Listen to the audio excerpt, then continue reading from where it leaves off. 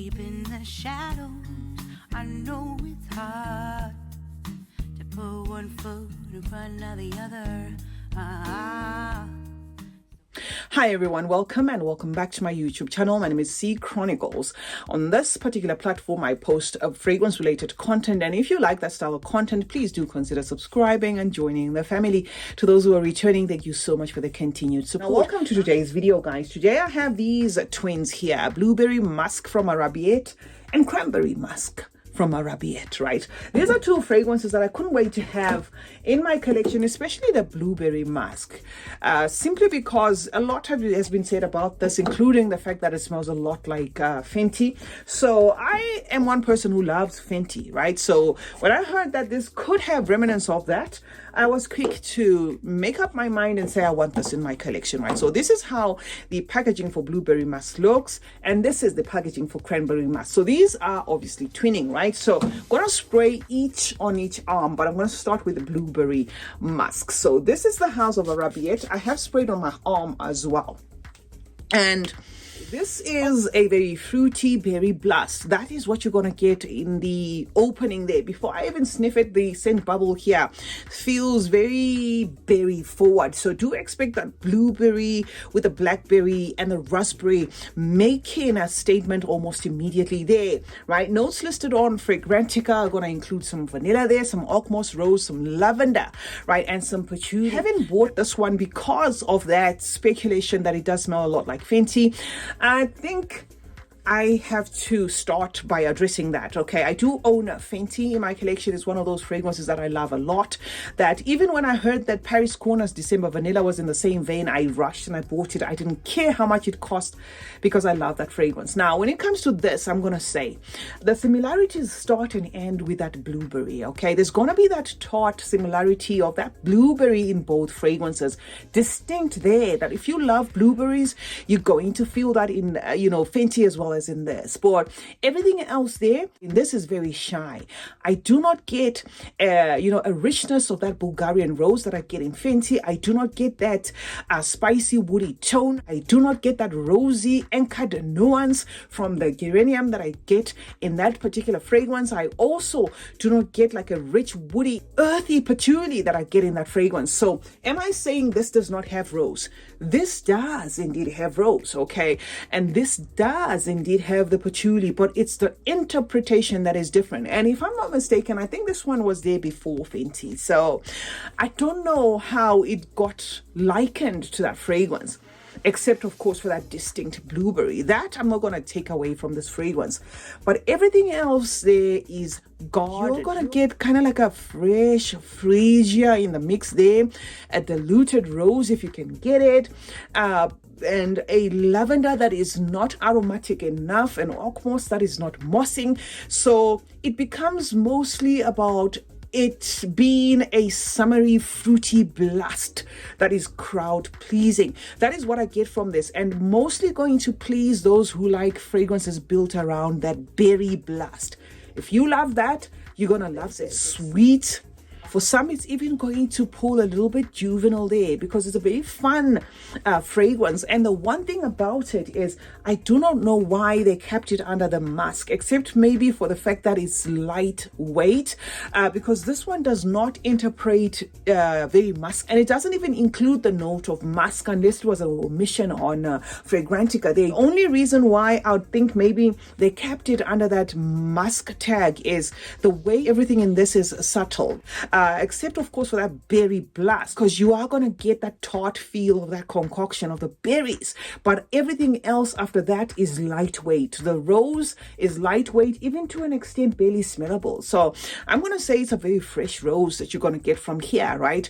The vanilla, yes, sweetens the fragrance, but it doesn't become one that I'll say is vanillic, okay? But it's sweet nonetheless. It's just a nice, fun, summery, sweet scent, and not as musky as I hoped it would be. One that you can wear outright without layering. And I'm not saying every fragrance needs to be layered.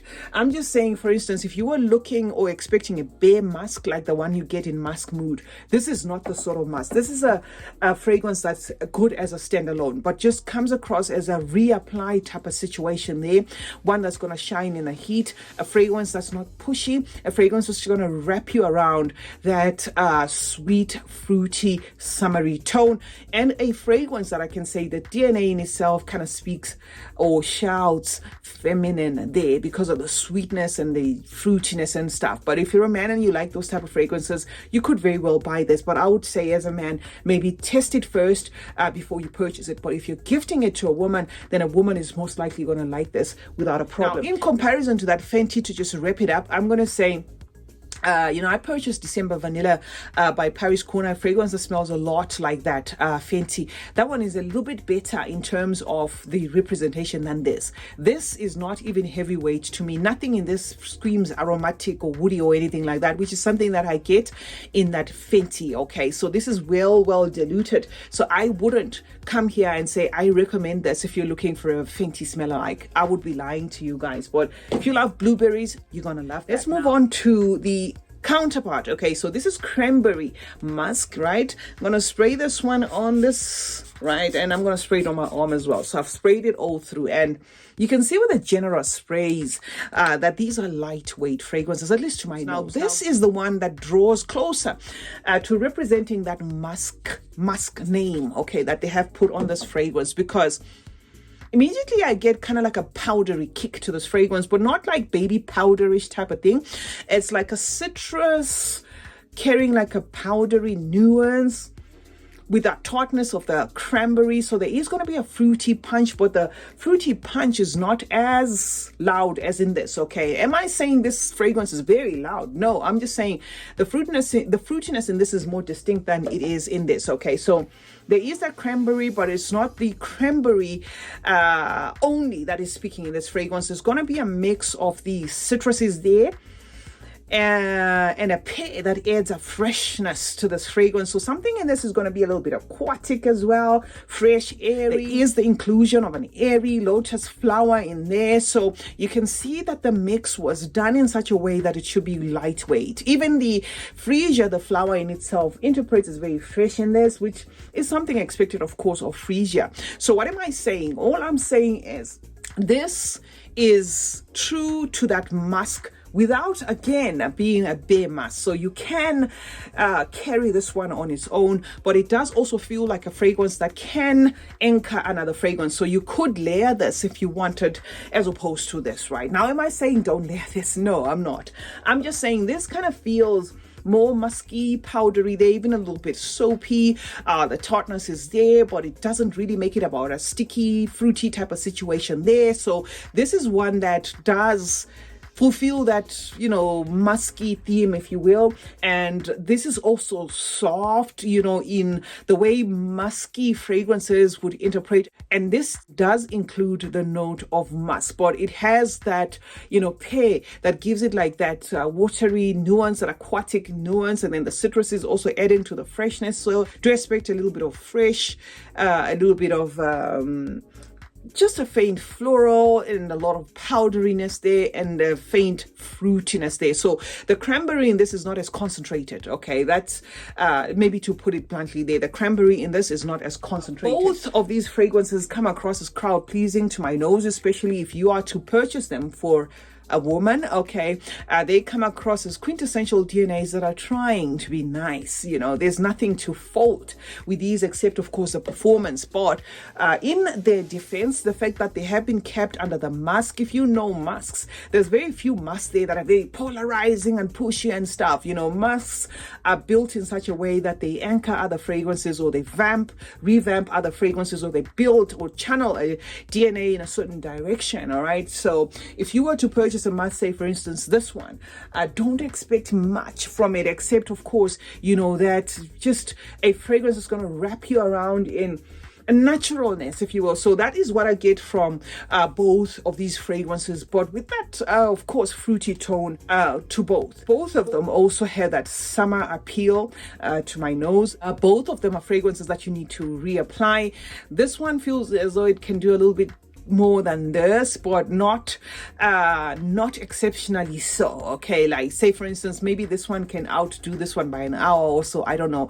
And it could also be that they need a little bit more time in my collection, because these were added to my collection at the end of May, so maybe they need a little bit more time, but they're just DNAs that come across as lightweight, okay, to put it bluntly. They are very nice, crowd pleasing, summer in a bottle, young at heart, fun fragrances, if you will, but nothing there screaming bold or anything like that. Of the two, if I'm to say which one do I prefer, I would say these vibe the same, so I'm not going to say I prefer this over this. Okay, except maybe the fact that this one really draws, closer to that musk thing to an extent that maybe I might find myself using this one less than I would, use this. But though they don't feel like a continuation of each other, they're not very distanced from each other as well, right? This draws very musky and this draws very fruity, and both of them seem like no-brainers if you're gifting them to a woman than if you are to a man. Let me know in the comment section if you have used these two fragrances. I'd love to know your thoughts. Do they get better with time? This one rises down a little bit woody there because of the inclusion of the sandalwood, but the sandalwood as well is not really loud. It's everything in here is just guarded, but it does have like a woody twist to it. There's slightly woody sandalwood there in the dry down. CeeChronicles is my name. Thank you so much for joining me today. Let's meet in the comment section, guys, where we're obviously going to discuss more about fragrances. Remember to turn on post notifications if you haven't.